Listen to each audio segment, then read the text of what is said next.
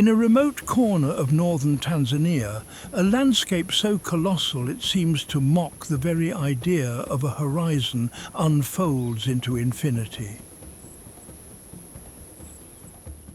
The local Maasai people, whose ancestors have walked this ground for generations, have a name for it, Serengeti, a word that poetically translates to the place where the land runs on forever. This is the Serengeti, a UNESCO World Heritage Site of almost 5,792 square miles, but it is so much more than a park. It is a world operating on a different clock, a primordial realm where the ancient cycles of life and death have spun, profoundly unaltered, for over 1 million years. This is not just a sanctuary for animals, it is one of the last truly intact ecosystems on our planet, and its survival hinges on a secret hidden just beneath the sun-baked soil. What grants this land its extraordinary vitality is no mere accident of nature, but a powerful confluence of geologic and climatic forces stretching back into deep time. The key to the Serengeti's immense productivity, its ability to support such a staggering concentration of life, is a gift from the violent, volcanic heart of the Earth. Millennia of ashfall, carried like precious dust on the wind from the nearby Ngorongoro crater and the distant colossal peaks of Meru and Kilimanjaro, have continuously enriched the soil. This mineral wealth, combined with a unique rainfall pattern that shifts from the arid southeastern plains to the humid northwestern hills, cultivates one of the most productive grassland ecosystems imaginable. Here, a diverse community of grasses flourishes, from the short, sweet, nutrient-packed Spirobolus on the southern plains to the taller, coarser red oatgrass in the northern woodlands. This geological fertility is the silent, invisible engine that powers everything. But how does volcanic dust translate into the thunderous roar of a lion? What if I told you that the secret to a lion's power isn't its muscle, but this? This isn't just dirt, it's a superfood. The volcanic ash makes the grass incredibly rich in minerals, creating the most nutritious food on the continent. The energy that fuels 1 million wildebeest, and in turn the lion that hunts them, starts right here. It's a food chain built on a foundation of stardust. This fertile ground is the first unspoken link in a food chain of epic proportions. It nurtures the growth of incredibly nutritious grasses, which in turn sustain the largest single gathering of hoofed mammals on Earth, a staggering, restless collective of over 2 million wildebeest, zebra and gazelle. This unparalleled biomass of herbivores is the foundation that supports the greatest concentration of large predators on the African continent. Every hunt, every chase, every dramatic confrontation between a stealthy hunter and its desperate prey has its origins not in a flash of tooth and claw, but in the ancient silent chemistry of volcanic rock. The story of the Serengeti is written in the soil and lived out by its millions of inhabitants, and it all begins when a dramatic shift in the sky awakens the dormant land. For months, the Serengeti has been clenched in the fist of a harsh, dry season. A fine, pervasive dust coats every surface, and the relentless sun has bleached the grasses to a brittle, skeletal gold. Herds of elephants dig into dry riverbeds for water, while solitary giraffes stretch their elegant necks to reach the last remaining leaves on acacia trees. But then a subtle change begins. The air grows heavy, charged with an expectant electric energy. On the distant horizon, towering anvil clouds begin to assemble, their dark, bruised bases a stark warning against the pale sky. This is the promise of the short rains, arriving between November and December to trigger a radical and breathtaking transformation. When the first fat drops finally fall, they sizzle on the parched earth.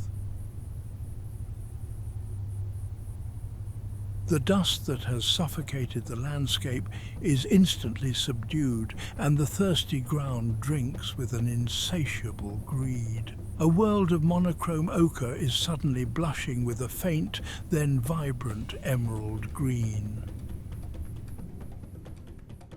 The great herds, having endured the dry months in the more reliable grazing lands of the north, feel this shift deep in their bones. An irresistible, instinctual force pulls them south, a primal pilgrimage guided by an almost supernatural ability to sense lightning and hear the rumble of thunder from over 31 miles away. They are following the rain, but they are being drawn towards something even more profound, the stage for nature's most overwhelming spectacle. Drawn by this life-giving water, the colossal herds arrive on the southern plains near Ndutu to find their sanctuary. Their choice of this specific location is a masterstroke of evolutionary strategy. First, the volcanic soil here produces the most nutritious grasses on the continent, exceptionally rich in the calcium and phosphorus vital for lactating mothers and the rapid, robust growth of their young. Second, the vast open terrain offers a crucial advantage: visibility. In a landscape where predators like lions and hyenas depend on stealth and cover, these wide open spaces make a surprise attack nearly impossible. What ensues is one of the most synchronized and awe-inspiring events in the natural world. Within an incredibly narrow window of just 2 to 3 weeks, an explosion of new life erupts across the plains. Over 500,000 wildebeest calves are born, an average of 8,000 new lives entering the world every single day. This is a strategy of survival through sheer, overwhelming numbers. By being born all at once, the calves swamp the hunting capacity of the resident predators. There are simply too many targets for the lions, hyenas and cheetahs to catch them all, ensuring the vast majority will survive their most vulnerable first few days. A newborn calf is a miracle of instinct. Slick and unsteady, it attempts to stand within minutes of its birth. Its mother licks it vigorously, stimulating its circulation while committing its unique scent to memory, an olfactory bond so absolute she will reject any calf that is not her own. On spindly, trembling legs, the calf finds its feet. Within a day, it can gallop with the rhythm of the herd, a skill that means the difference between life and a swift, brutal death. Yet this sudden, staggering abundance of life does not go unnoticed, and for the Serengeti's hunters, it signals that the great feast has finally begun. For a pride of lions resting in the dappled shade of a sprawling acacia tree, the calving season is a time of relative plenty. As the most social of all great cats, their complex family structure is the key to their dominance. Their lives are a rhythm of extremes. They may spend up to 20 hours a day in a state of profound lethargy, conserving every ounce of energy for the hunt. The lionesses, a sisterhood of mothers, daughters and aunts, are the pride's primary hunters. The sudden flood of vulnerable wildebeest calves provides them with easy prey, a welcome respite from the dangerous work of tackling a 2-ton buffalo or a powerfully kicking adult zebra. As dusk bleeds across the sky, a lead lioness rises. With a subtle flick of her tail and a focused gaze, she signals her intent. They move out, their tawny coats blending seamlessly with the tall grass. Fanning out, they coordinate an attack to isolate a single calf from its mother. The final rush is a blur of muscle and speed, the elimination made with a precise, suffocating bite. Once the prey is down, the strict pride hierarchy asserts itself. The dominant male, a magnificent black-maned monarch whose main duty is to defend his territory from rivals, strides forward to claim the lion's share. His roars are not just boasts of power but acoustic fences, warning nomadic males that this territory is taken. He eats his fill first, followed by the lionesses and finally the cubs who tussle for scraps, learning the brutal rules of their world. You see that magnificent male, the king?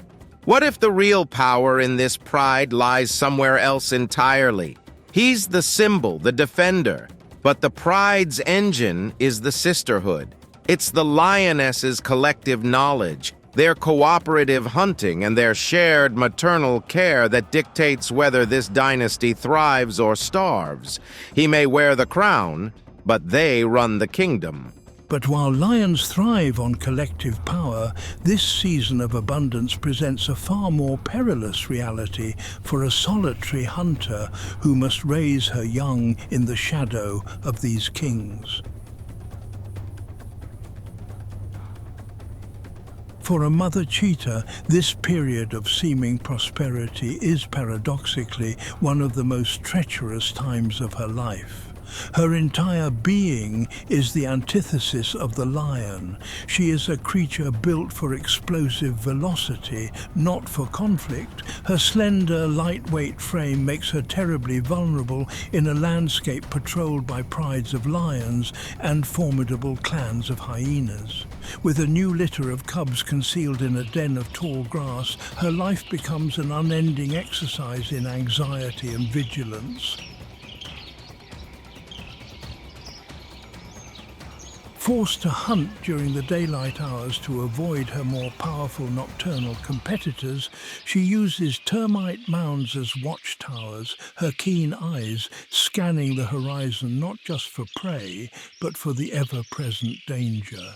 The greatest threat to her cubs is not starvation but other predators. Lions will eliminate cheetah cubs without hesitation to eliminate future competition, and the cub mortality rate here is devastatingly high. Consequently, the mother lives a nomadic, nerve-wracked existence, constantly moving her cubs from one secret lair to another, desperate not to leave a scent trail. Every hunt is a high-stakes gamble, a desperate dash to secure a meal for her young before she is discovered.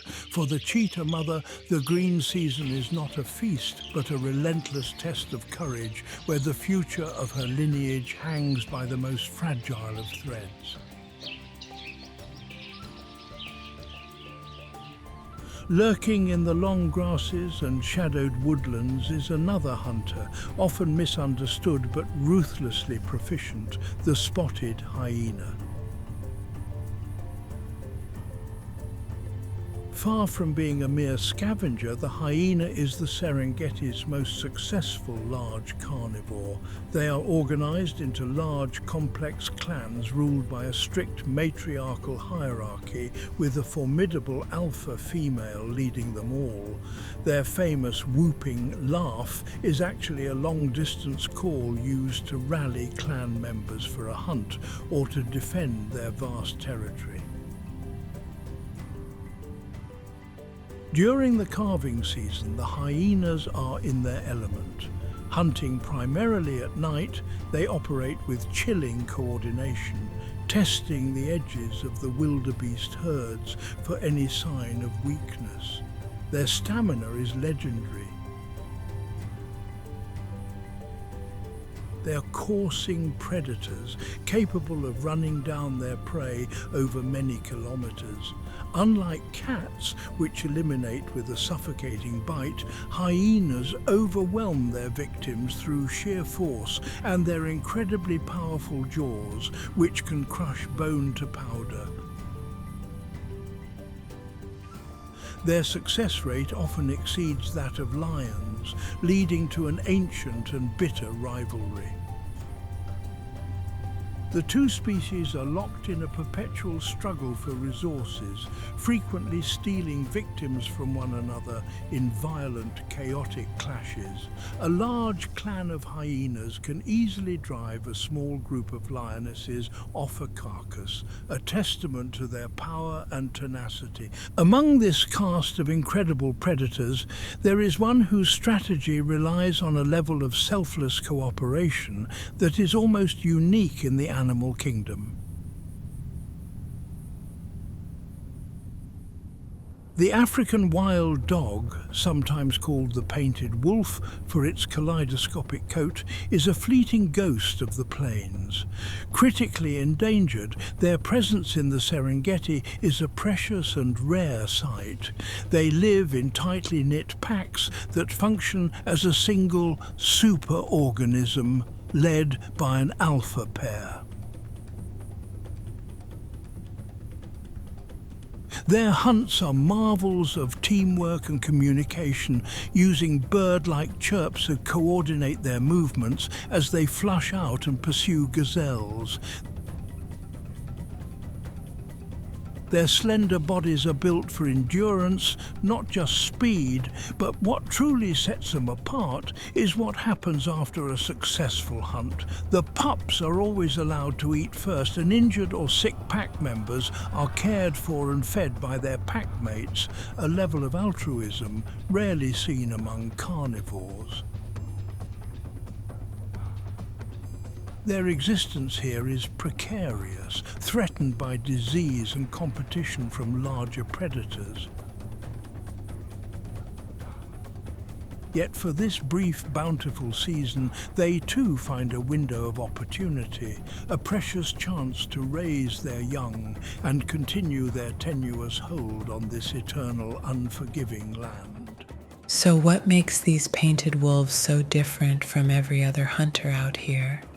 It's a paradox that makes them both brilliant survivors and incredibly fragile. Their selflessness is almost absolute. The pack feeds the pups first, they care for their sick. But that same social glue, that deep intimacy, means that a single disease can sweep through a pack like fire. Their greatest strength is also their greatest vulnerability. While the great migratory herds command the world's attention, the Serengeti is also home to a vast array of permanent residents, each possessing its own clever strategy for thriving year-round. Dotted throughout the woodlands, elegant herds of impala move with liquid grace.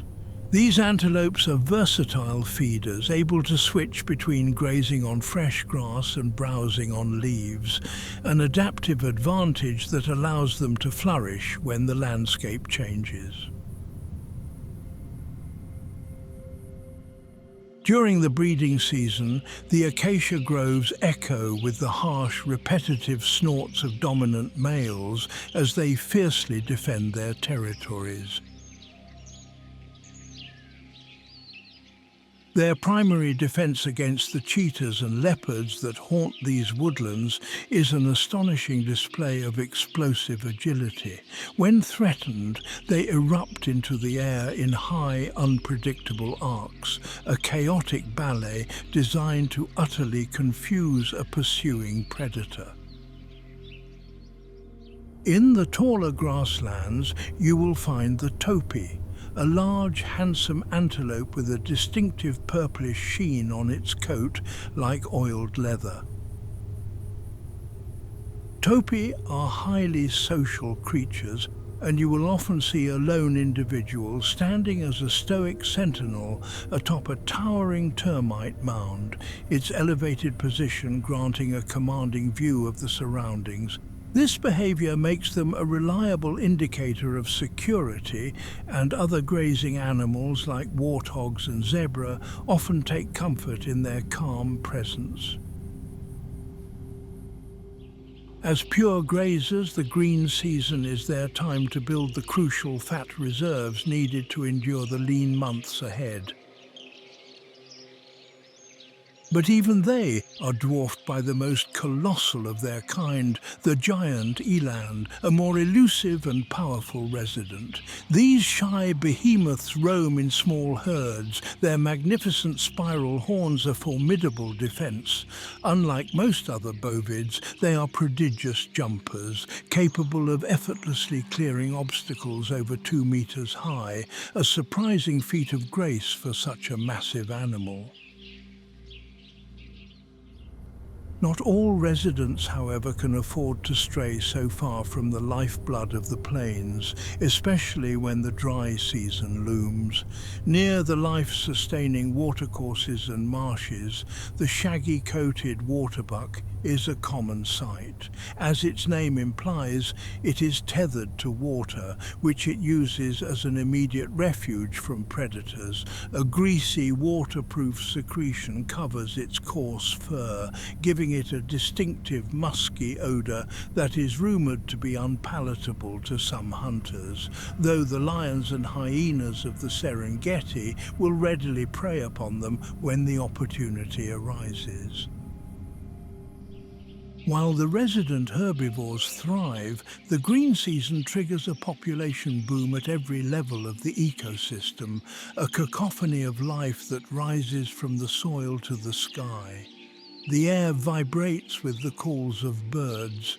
The Kori bustard, Africa's heaviest flying bird, struts across the plains like a feathered dinosaur, while the long-legged secretary bird stalks through the grass, dispatching venomous snakes with powerful karate-like stamps of its feet. Above it all, an army of insects is at work.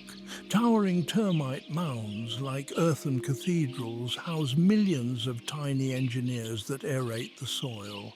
Yet the most vital of all are the dung beetles. Arriving in their thousands, they descend upon the fresh droppings of the great herds, tirelessly rolling away and burying the dung. This seemingly humble act is of monumental importance, recycling vital nutrients back into the earth and ensuring the plains will be fertile when the herds return. But that return is a long way off, for an ancient and irresistible impulse is already beginning to stir within the million-strong herd. Towards April and May, as the long rains finally cease, a palpable restlessness settles over the wildebeest. The southern plains, which had sustained such an incredible explosion of life, begin to dry out, and the first pangs of thirst ignite an ancient instinct. The herds coalesce into ever larger masses, their movement shifting inexorably towards the northwest. The air, once filled with the bleating of newborns, now hums with the guttural, croaking bellows of the bull wildebeest as the rut begins. They establish temporary territories, defending them with ferocious intensity, and the sound of clashing horns reverberates across the landscape. This surge of competitive hormonal energy creates a collective momentum, a tide of life swelling and building, ready to propel more than 1 million animals into the most arduous stage of their journey. The season of abundance has ended, and a great trial of endurance is about to begin. The transformation of the landscape is stark and absolute. The lush green carpet fades to shades of ochre and burnished gold. The air grows thin, carrying the scent of dust. For the predators, this change brings a deadly advantage. The sparse vegetation offers superior camouflage, making an ambush far easier. The world has become more transparent, more dangerous. For the great herds, this marks the beginning of an epic odyssey that will span nearly 621 miles. The spectacle is of a scale that defies comprehension. Columns of animals, sometimes stretching for an astonishing 25 miles, march relentlessly onward, a thundering river of life composed of over 1.2 million wildebeest and 300,000 zebra. This is no orderly procession.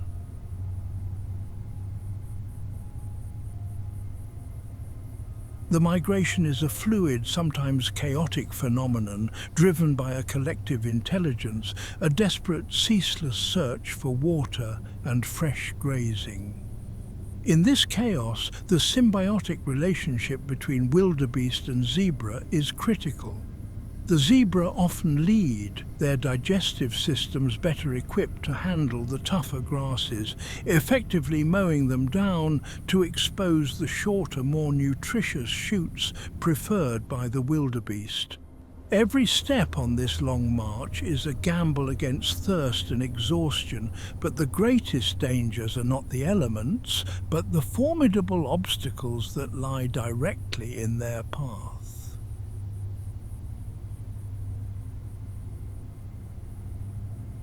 This relentless northward journey is punctuated by two merciless trials by water that will cull the weak, the old, and the unlucky from the strong.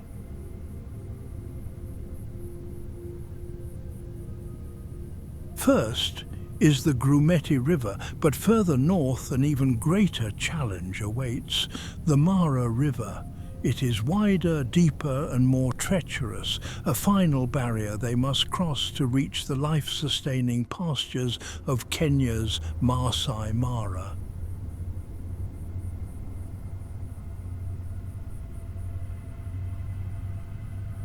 In these murky depths lurks one of the planet's most ancient predators, the Nile crocodile. These hulking reptiles are masters of the ambush, with males exceeding 5 meters in length.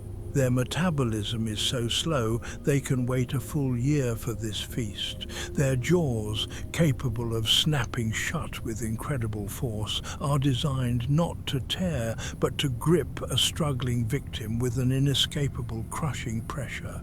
They wait with reptilian patience, their bodies almost entirely submerged until the moment of truth arrives. Everyone sees the violence of the crossing. But what if this annual chaos is actually the secret to a crocodile's incredible longevity? A reptile this large can't afford to hunt every day. Its metabolism is a slow-burning fire, so it waits. This single massive feast, this influx of 250,000 animals, is what allows it to survive for the other 11 months. It's an entire year's worth of energy delivered right to its door. The tension on the riverbanks is a physical thing. The herds congregate for days, a nervous jostling mass, until the pressure from behind or the sheer desperation of a few individuals triggers the crossing. The moment they commit to the water is an explosion of panic. The river churns into a frenzy of flailing limbs as the crocodiles launch themselves forward with blinding speed, dragging their prey beneath the surface in a notorious death roll. The cost is extraordinarily high. 250,000 wildebeest and 30,000 zebra will perish during the migration from predation, drowning, or being trampled in the stampedes. Yet the crocodiles are not the only river titans they must face. The river is also home to another giant whose placid appearance conceals a dangerously aggressive nature, the hippopotamus. During the day, they congregate in large pods, but these seemingly tranquil gatherings are governed by a rigid hierarchy. Dominant bulls are fiercely territorial, defending their stretch of river with incredible aggression, using their enormous canine tusks as weapons. A spooked or territorial hippo can add another layer of lethal chaos to the already perilous journey, creating a gauntlet of water from which many will never emerge. While the Great Migration thunders across the landscape in a spectacle of colossal scale, its departure leaves behind a world transformed. The vibrant green fades to a brittle, sun-bleached gold, and a profound quietness settles over the plains. But this is not an empty land. For the myriad species that do not participate in the mass exodus, life continues, and the dry season becomes the ultimate test of resilience, intelligence, and specialized adaptation. In the permanent heart of the Serengeti, along the winding Seronera River Valley, a different kind of drama unfolds, one dictated not by mass movement but by the deadly arts of stealth and survival, beginning with the silent apparition known as the Prince of Darkness. This is the domain of the leopard. A solitary and elusive hunter, it is a true master of camouflage and concealment. The dry, sparse vegetation, which spells hardship for so many, becomes its greatest ally.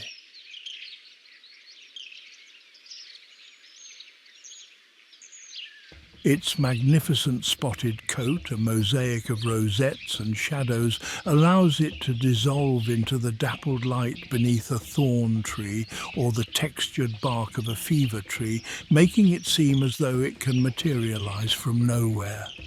Its hunting technique is a masterclass in patience and explosive power. For hours it may lie motionless, observing the movements of an impala herd or a lone Thompson's gazelle. When the moment is right, it begins a stalk of such meticulous care that its paws, soft and padded, make no sound on the parched earth. The final rush is a devastating blur of muscle and speed, a lethal pounce that is over in a heartbeat.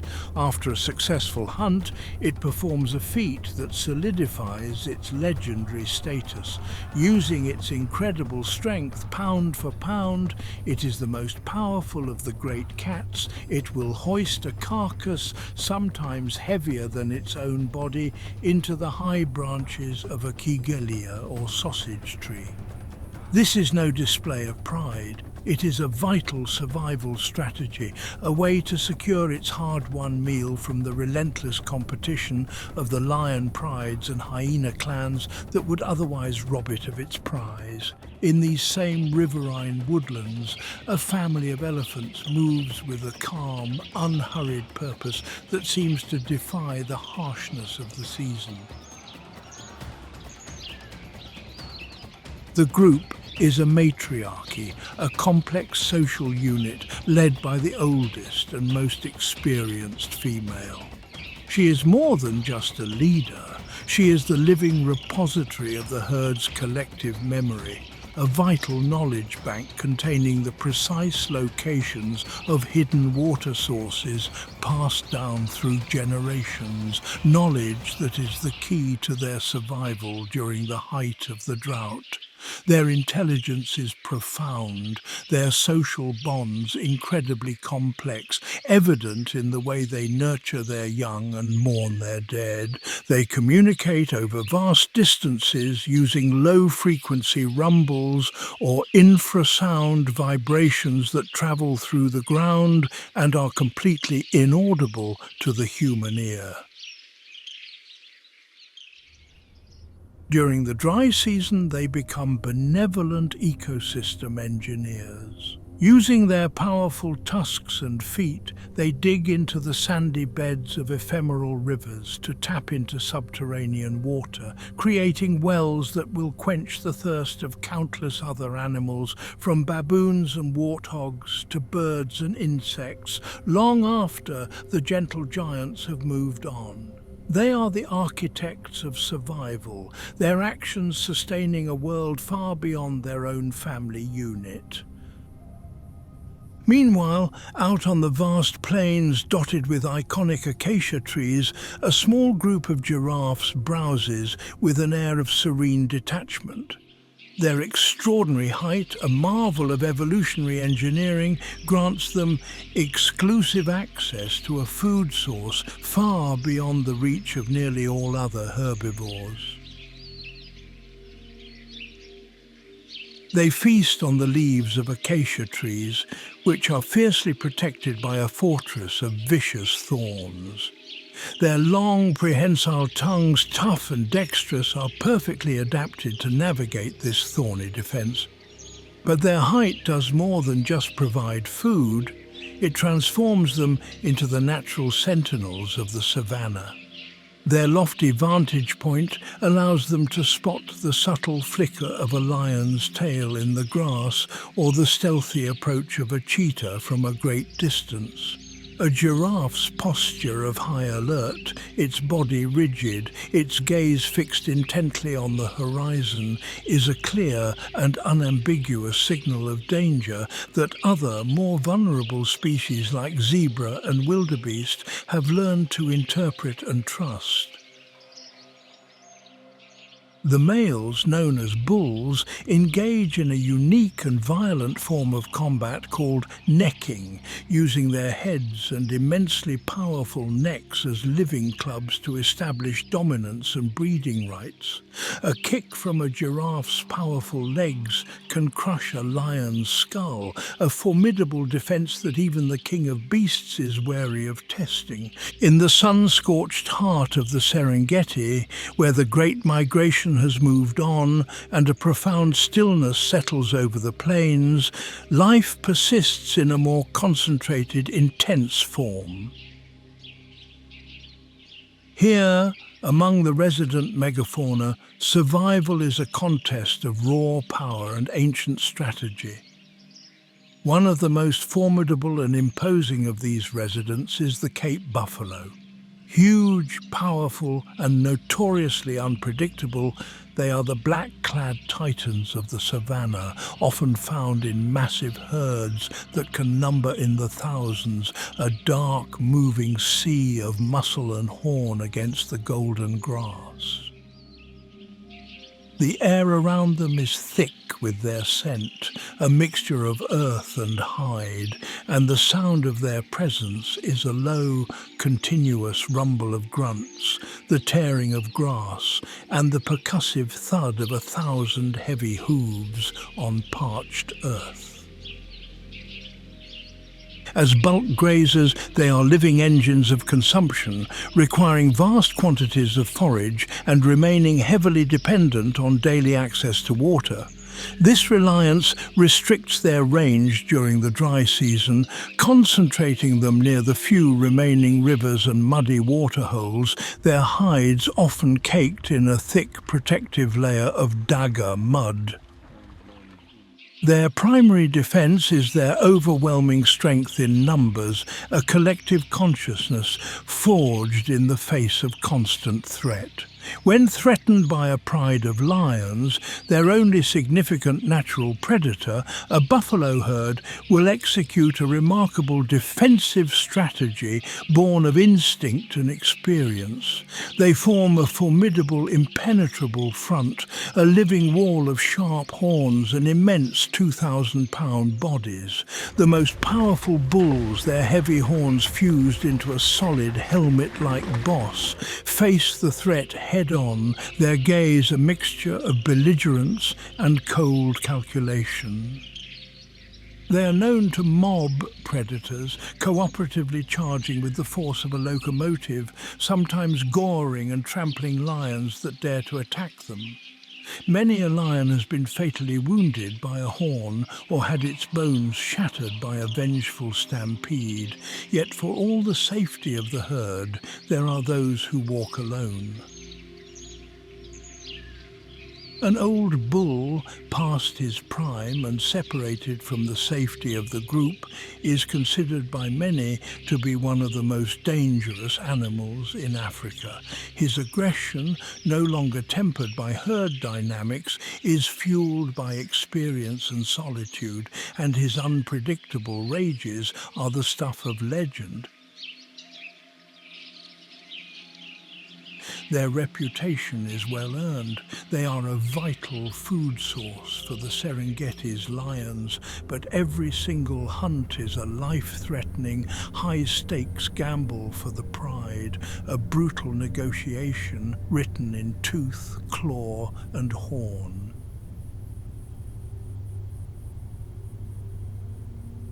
Hidden away in the dense thickets and tangled scrubland, where the buffalo dare not venture, a more secretive and ancient giant makes its home.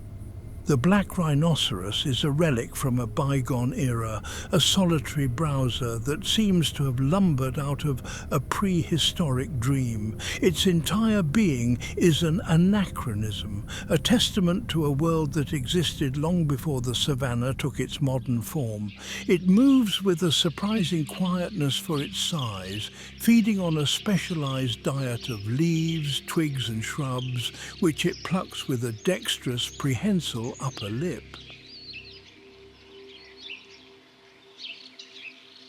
Its eyesight is notoriously poor, able to discern little more than shapes and shadows, a deficiency more than compensated for by an acute sense of hearing and an exceptional sense of smell that can detect the scent of a human on the wind from hundreds of meters away. They are largely nocturnal creatures, preferring to rest during the blistering heat of the day in a secluded thicket, emerging at dusk as the world cools. A rhino mother is fiercely, almost obsessively protective of her calf, which will stay with her for years. Despite its hulking tank-like build, a black rhino can charge with astonishing speed, reaching over 31 miles per hour in a terrifying burst of explosive power, its head held low and its horn aimed as a battering ram. Their existence here is a poignant story of both conservation and conflict.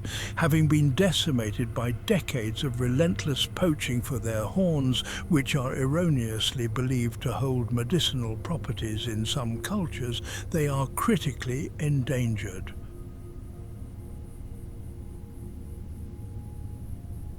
The horn, made of nothing more than keratin, the same substance as human fingernails, has become a curse that has driven this magnificent animal to the very brink of extinction.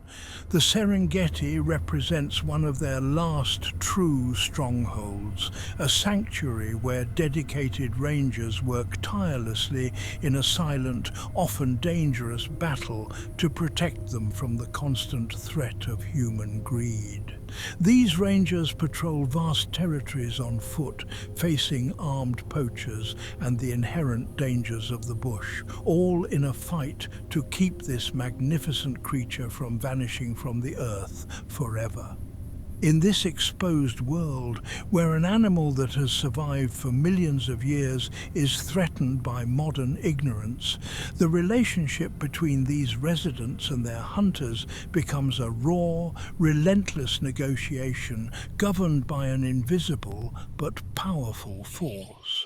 But the cast of hunters that patrols this ancient stage is far broader and more varied than these terrestrial giants.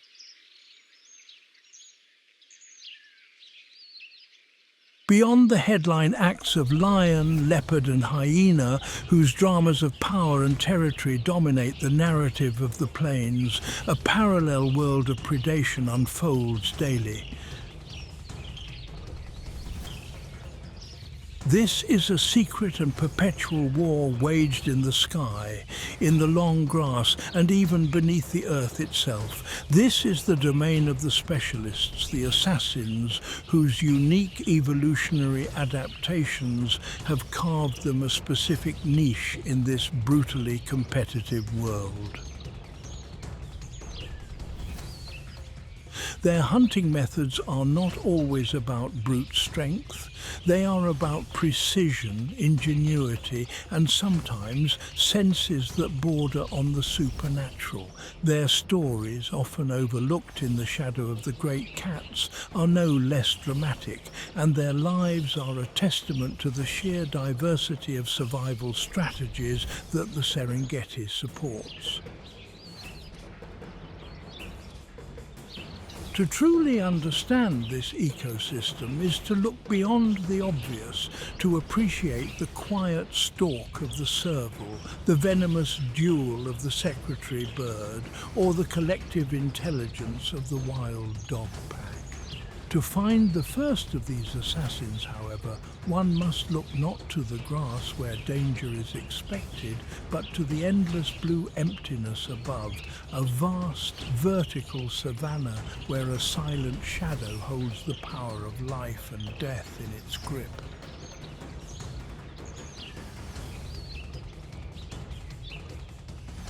High above the savanna, circling on broad, motionless wings, that shadow belongs to a true titan of the sky.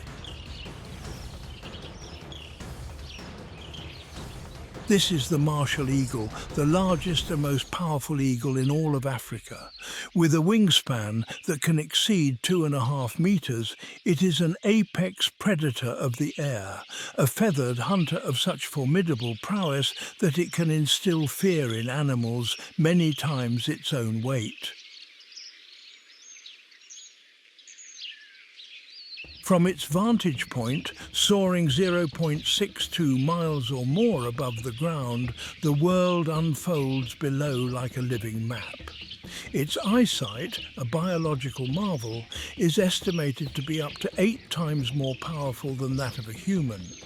But how does it translate this incredible vision into a successful elimination from such a staggering height? The answer lies not in a chase, but in a terrifying, calculated plunge.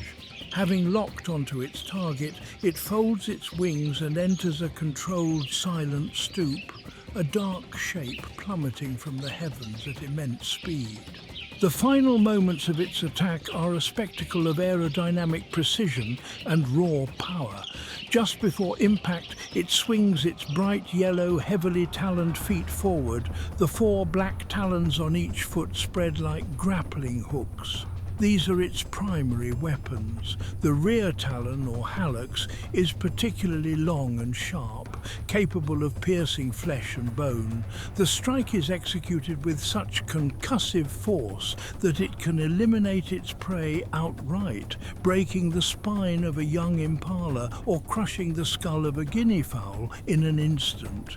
The sheer range of its prey is a testament to its power, from monitor lizards and mongooses to small baboons and even the calves of smaller antelope species.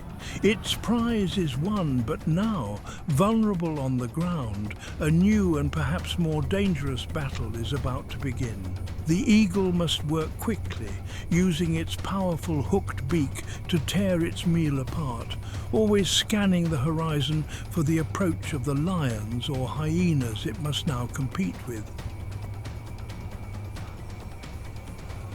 Its nest, a colossal platform of sticks built high in a baobab tree, is a dynastic fortress from which it raises a single precious chick. But in a world with such high infant mortality, what hope does this one heir have of reaching adulthood and one day ruling the skies itself? While the eagle masters this vertical assault, another hunter has perfected a completely different and far stranger method of attack on the ground, a bizarre dance that ends in a lethal, pile-driving blow. Striding through the grasslands with an aristocratic gait is one of the Serengeti's most peculiar hunters, the secretary bird. A huge terrestrial bird of prey, it looks like a bizarre fusion of an eagle and a crane, but this strange appearance conceals a highly specialized eliminating technique. What is the secret behind its peculiar anatomy? Its long, slender legs grant it a lofty perspective over the tall grass, while its sharp, hooked beak is pure raptor. Its most striking feature is the crest of long black feathers that quill from the back of its head, said to resemble the 19th century legal secretaries who would tuck pens into their wigs.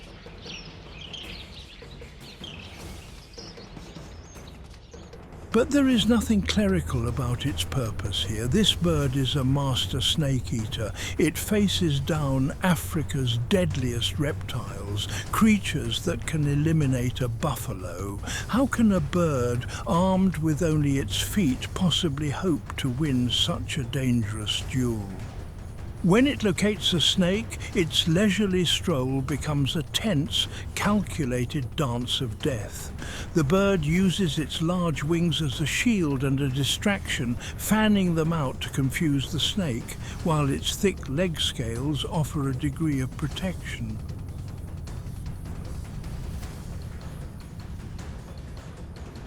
Its eliminating technique is a marvel of biomechanics, delivering a series of incredibly fast, powerful stomps aimed at the snake's head and spine. Each stomp can impart a force more than 5 times the bird's own body weight, a brutal, karate-like dispatch that pulverizes the snake's vertebrae.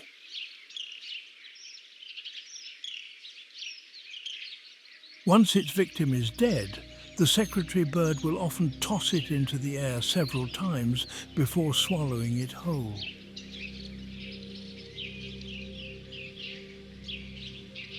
They form lifelong monogamous bonds, their huge nests a common feature of the landscape, the home of a regal and deadly ground patrol. And yet the secretary bird may have mastered the art of eliminate snakes, but there is another creature on the plains that doesn't just eliminate them, it eats them for lunch, treating their lethal venom as little more than a mild inconvenience.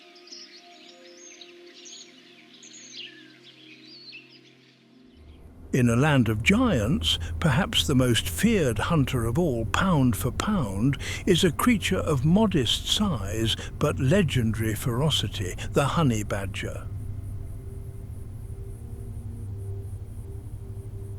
Its reputation for fearless aggression is so profound that it has become the stuff of savanna legend. But is this reputation truly earned, or is there more to this creature than simple brute force?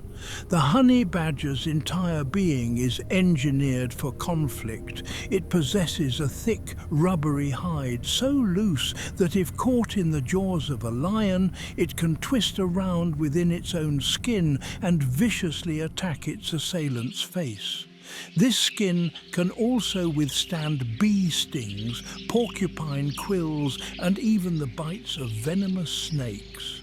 It is an opportunistic and relentless hunter, able to excavate a rodent's burrow with astonishing speed. Its most famous skill, however, is its ability to hunt and eliminate puff adders and cobras.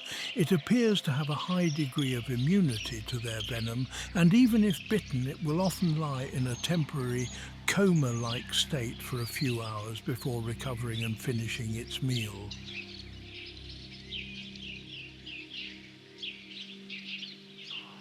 But this leaves it utterly helpless. What protects it from being eaten by other predators during these vulnerable moments? The answer seems to be its fearsome reputation alone. Its other legendary trait is its partnership with the honey-guide bird, which supposedly leads the badger to a wild beehive. The badger then breaks open the hive to feast on the grubs and honey, leaving leftovers for the bird. But is it a genuine alliance, or is one of these creatures manipulating the other in a clever game of survival? This creature of supreme confidence and indomitable will embodies the raw, untamable spirit of the Serengeti.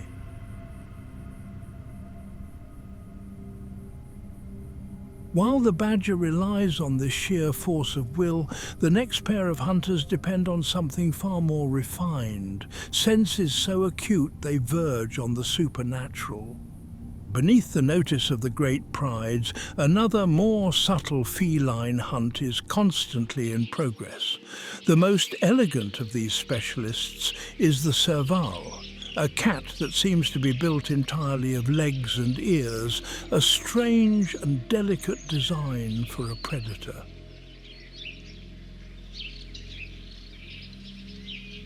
What incredible advantage do these bizarre proportions provide in the endless sea of grass?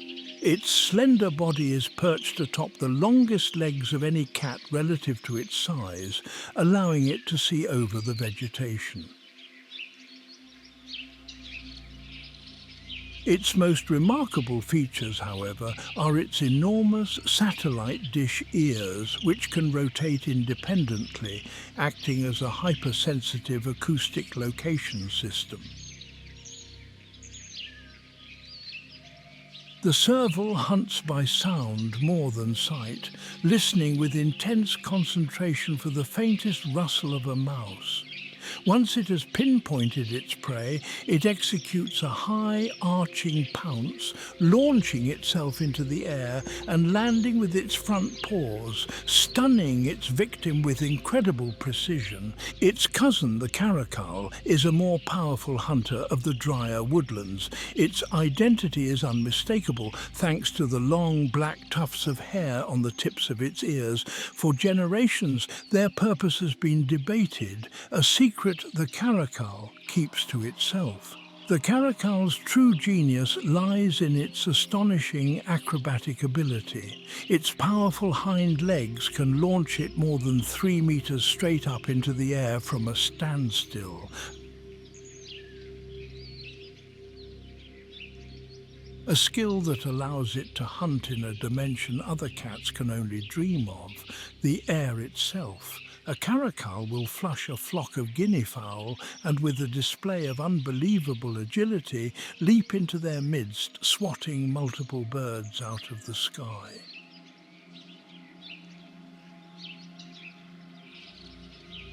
Yet not all of the Serengeti's successful hunters rely on feline grace or lethal pounce. Some thrive through a combination of family loyalty, social ingenuity, and a diet that would surprise you. The canid family in the Serengeti is represented by more than just the wild dog. The most charming of these is the bat-eared fox. It is a hunter, yet its teeth are not for tearing flesh.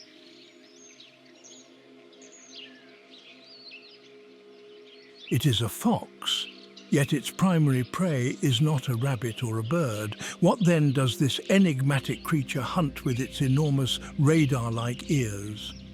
The answer is insects.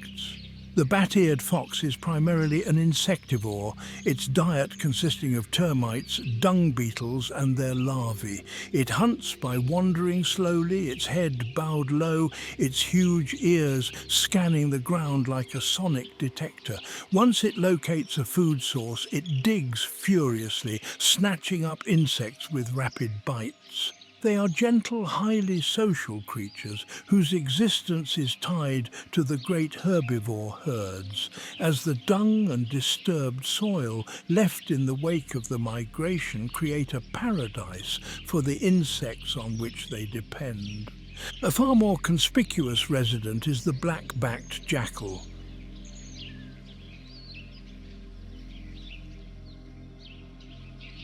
It is often dismissed as a mere scavenger, a thief on the sidelines of the real hunt. But this is a profound underestimation of an animal whose intelligence allows it to punch far above its weight. What is the secret to the jackal's hidden success? It is the ultimate opportunist, and it thrives through cooperation. Jackals form strong, lifelong, monogamous pair bonds, and this partnership is the key to their hunting success. A pair of jackals will hunt cooperatively with remarkable intelligence. One might distract a mother gazelle while the other ambushes her hidden fawn.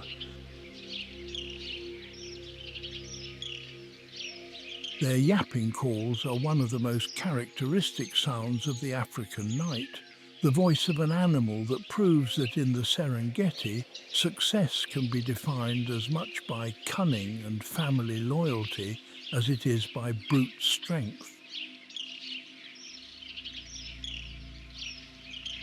But what happens when the hunter is not a single, intelligent mind, nor a loyal family, but a mindless, million-headed monster that flows like a river and consumes everything in its path? What if the predator isn't an animal at all, but an entire ecosystem mobilized for war? This is the reality of the Serengeti's most terrifying and least understood hunter, the driver ant, known locally as siafu.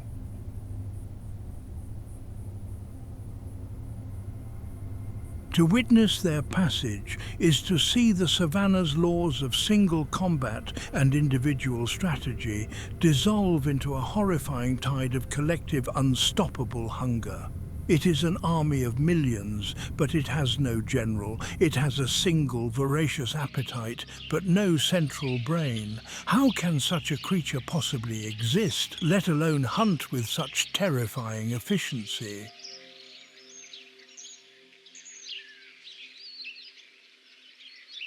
The answer lies in the concept of the superorganism, a colony of driver ants which can number up to 20 million individuals is not a society. It is a single, decentralized being. They have no permanent nest, no central fortress to return to. Instead, the colony itself is the nest. At night, they form a living bivouac, a writhing, pulsating ball of interconnected bodies, with the queen and her precious brood protected deep within the core. But when the sun warms the earth, this living structure dissolves and the hunt begins. The superorganism awakens and a chill falls over the surrounding landscape that has nothing to do with the temperature. Small creatures become agitated, insects take flight, and rodents bolt from their burrows, all fleeing an enemy they can smell and hear long before they see it. The raid starts as a single, thick column, a dark, glistening band of living matter flowing through the undergrowth. It moves with a rustling, crackling sound, the noise of millions of tiny feet and clicking mandibles. This central column can be over 20 meters wide and stretch for more than 100 meters, a relentless flow of workers flanked by their terrifying escort. These are the soldiers, a specialized caste of ants far larger than the workers, equipped with enormous scythe-like pincers. They march on the flanks and at the front, antennae twitching, forming a living perimeter for the main raiding party, their jaws agape and ready for battle. Their grip is so powerful that, in traditional Maasai medicine, they are used as natural sutures, made to bite across a wound before their bodies are snapped off, leaving the head in place as a stitch. But what is their true purpose in this raid? They are not just guards, they are the heavy cavalry, the shock troops whose role is to immobilize and dismember any prey too large for the smaller workers to handle. For anything caught in the path of the main swarm, there is no escape. The ants do not strategize or select their targets. They simply consume. The swarm fans out, a moving carpet of death that floods every crack, burrow and blade of grass. Millipedes, beetles, scorpions and spiders are the first to go, overwhelmed in an instant. But the colony's ambition is far greater. They will swarm the nests of ground-nesting birds, consuming the helpless chicks. They will pour down the burrows of sleeping lizards and rodents. Even larger animals are not safe. A python sluggish after a large meal or a newborn gazelle too weak to flee can be overcome. But how do millions of tiny insects eliminate a creature thousands of times their size? They attack its softest points, the eyes, the mouth, the nose, and inject a potent venom. But it is the sheer, suffocating number of bites, the overwhelming, unified assault of the collective that brings the giant down.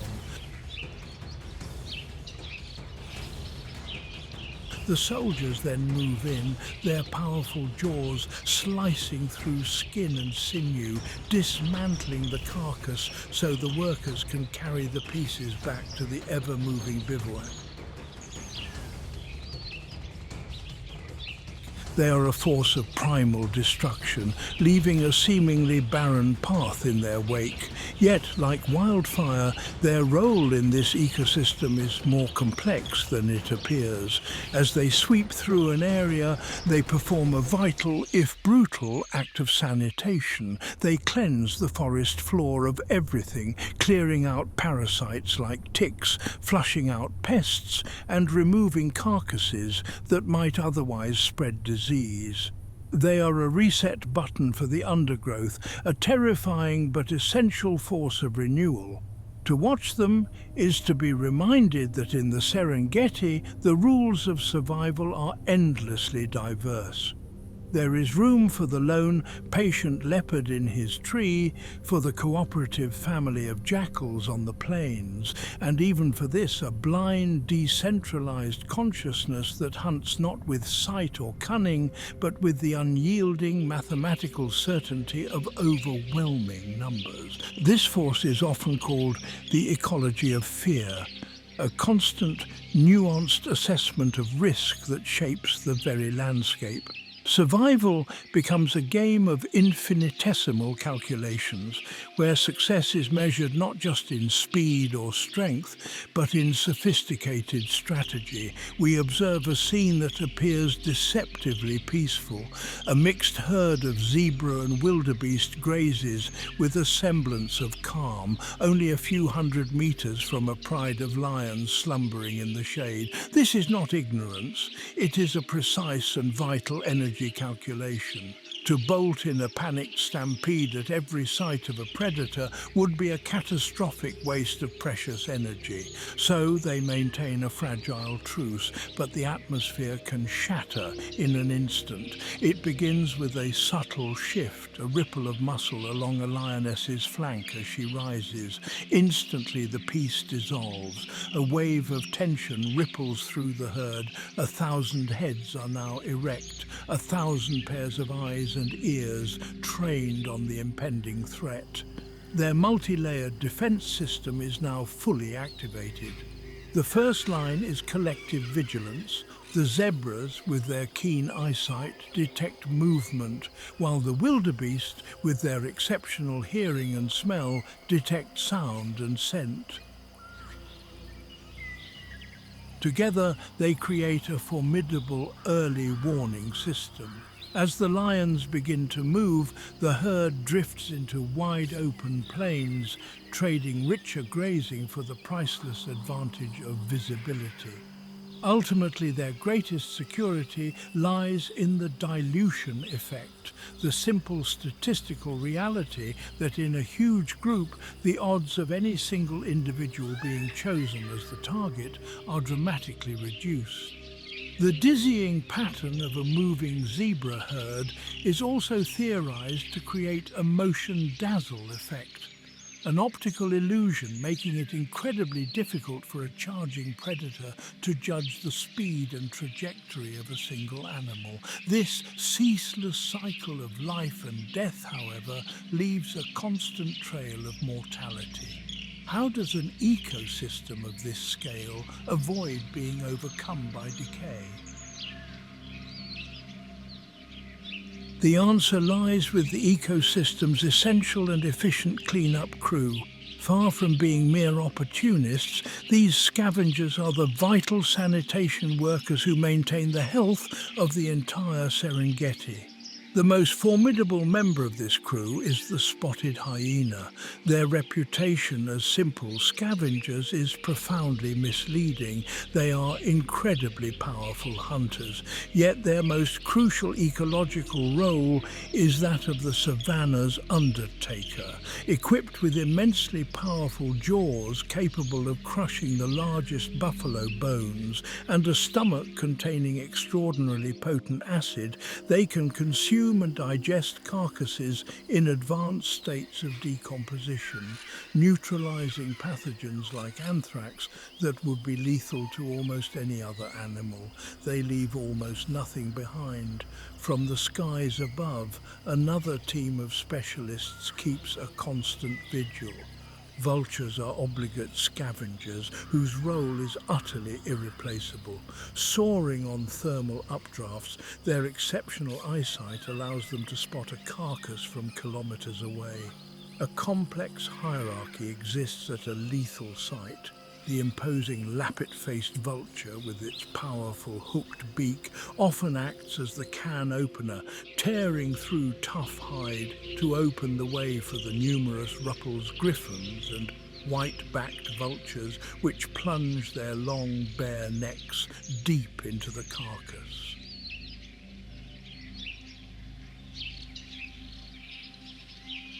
Their digestive system is an evolutionary marvel, an acid bath that neutralizes the deadliest bacteria.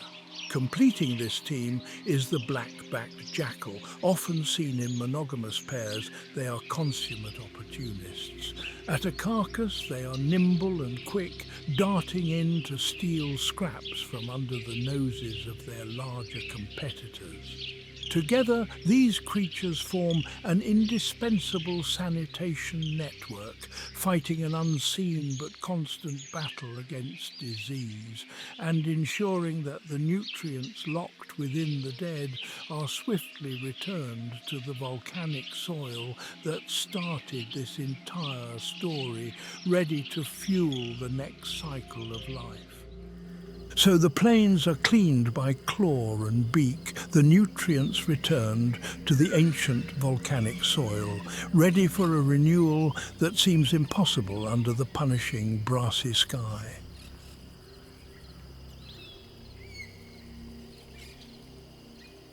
A quiet, expectant tension hangs over the land, a world holding its breath. For this great renewal to happen, a force far greater than any animal must first answer the silent plea of the parched earth, a force that must travel thousands of kilometers from the distant Indian Ocean. October marks the zenith of the dry season, the absolute crucible of survival.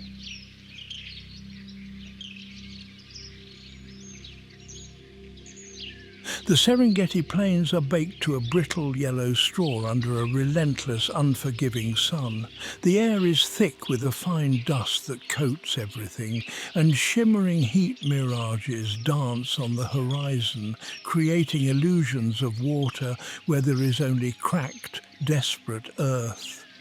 The great herds are a distant memory in the south, and for the residents who remain, this is a time of immense hardship. The Seronera River has been reduced to a series of isolated, murky pools where an uneasy truce holds.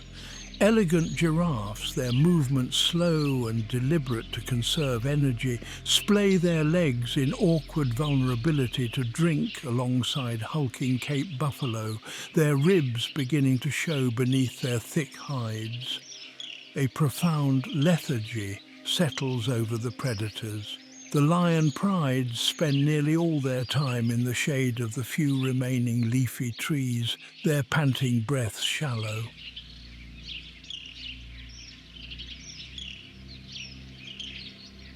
A lone cheetah, gaunt but ever watchful, surveys the landscape from a termite mound, knowing that any chase must be a calculated risk, as the energy cost of a failed hunt could be fatal.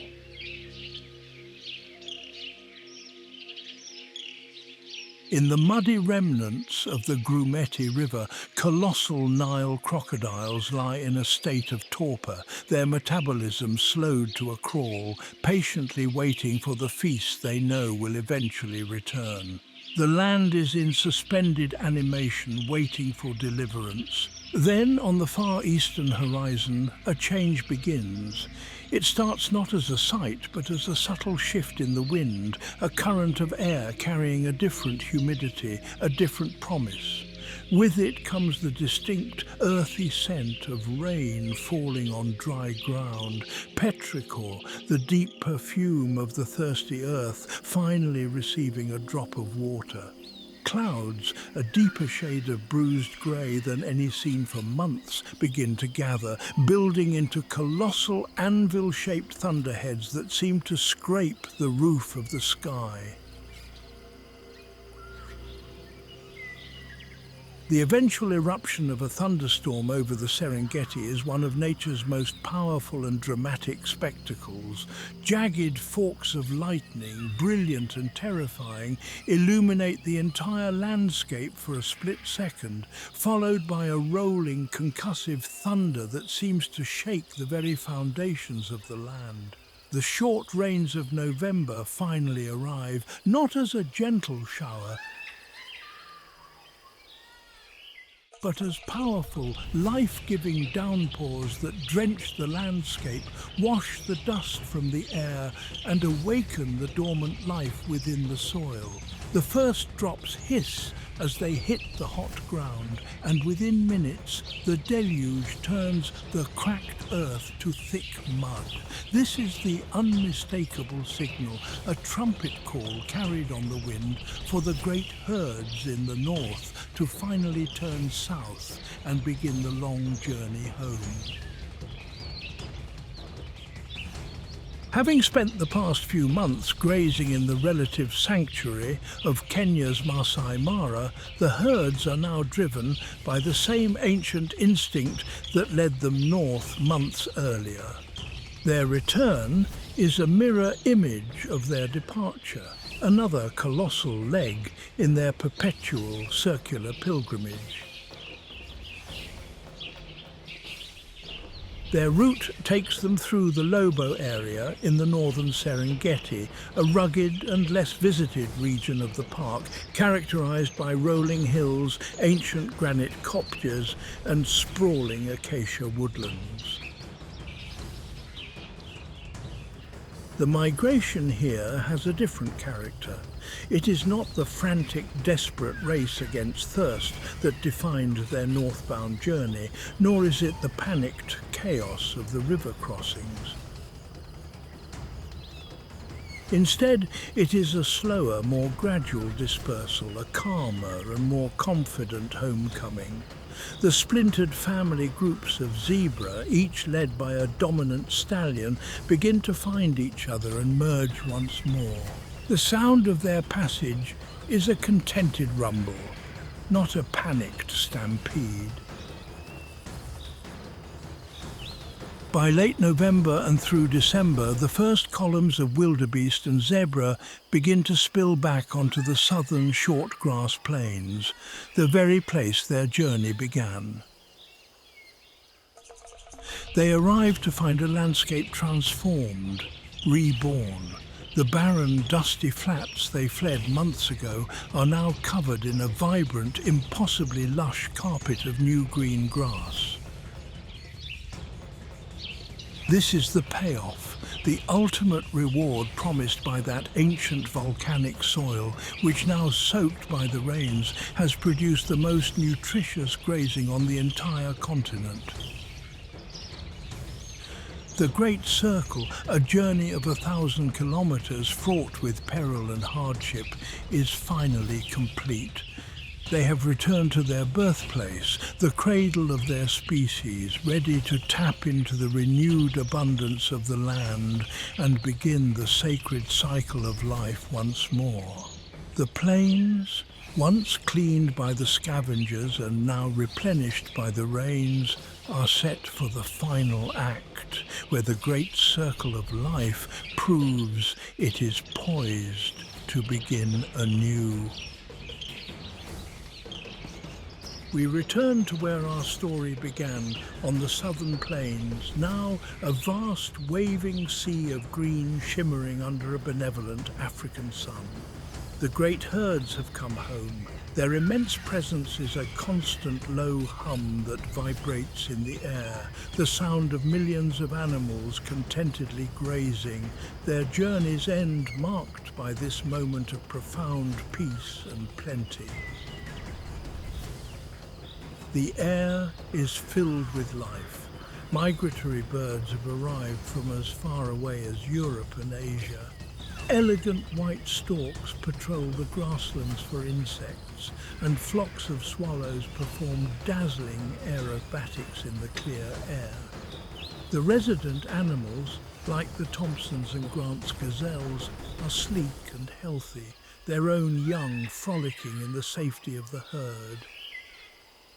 In a matter of weeks, in a spectacle of overwhelming synchronicity, a new generation of wildebeest calves will be born on these very plains, their lives destined to follow the same perpetual journey as their parents. The story of the Serengeti is the story of this profound and intricate interconnection. It is a dynamic pulsing system where every single element is intrinsically and irrevocably dependent on all the others. It begins with the ancient soil, the pulverized volcanic rock that provides the chemical foundation for life. It depends on the seasonal rains, the celestial engine that dictates the rhythm of everything that follows. It is powered by the immense herds, the great converters that transform the energy of the grass into the motion and biomass that fuels the entire ecosystem. This energy then flows to the legions of predators, the cooperative lions, the solitary leopards, the lightning-fast cheetahs, the tenacious hyenas, and the altruistic wild dogs, and the specialized river guardians like the patient crocodile. The entire system is regulated and kept healthy by the ever-watchful scavengers, from the soaring vultures to the humble dung beetles, who ensure that nothing goes to waste. Every chase, every birth, every death is a transaction in a vast, interconnected economy of energy. The battle for survival that so defines this place is not, in the end, a war with winners and losers. It is a process. It is the immense creative force that shapes every behavior, forges every social bond, hones every instinct, and keeps the engine of one of the planet's last true natural wonders running at full capacity. It is a powerful and humbling reminder that in the unyielding logic of nature, nothing is ever truly wasted. Even in the finality of death there lies the certain and absolute promise of renewal. The circle is complete, but it never ever stops turning as we watch a newborn wildebeest calf, slick and unsteady, takes its first trembling steps. Its spindly legs find their footing on the same volcanic soil that has nourished its ancestors for 1,000,000 years, and in its dark, innocent eyes reflects the vast cloud-studded sky that promises the next rains, ensuring that while this chapter ends, the story of the Serengeti has no final page. So after all this drama, all this life and death, what is the one lesson this land teaches us? It's that the battle for survival is a misunderstanding. It's not about individuals winning. It is about the entire system enduring. The lion, the wildebeest, the grass, the vulture, they are all part of a single breathing organism. Every death is a transfer of energy that ensures the whole thing gets to live another day. The real victory here is the turning of the circle itself.